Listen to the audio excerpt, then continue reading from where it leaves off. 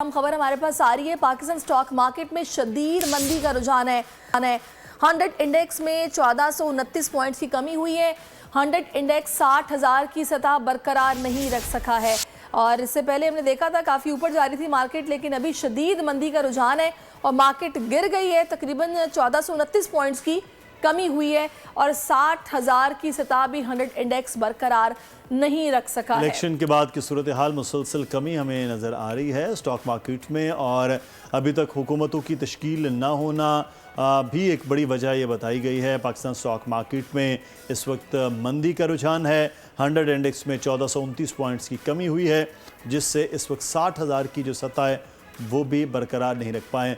कफील अहमद हमारे साथ मौजूद है। कफील, क्या सेंटिमेंट है मार्केट के?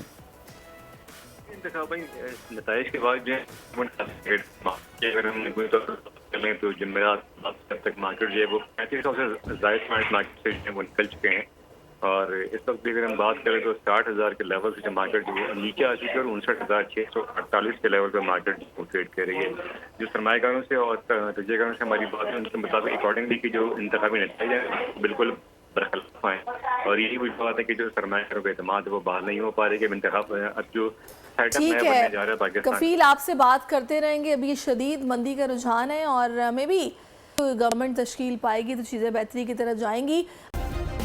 सब्सक्राइब करें और बेल दबाएं ताकि कोई खबर रह न जाए।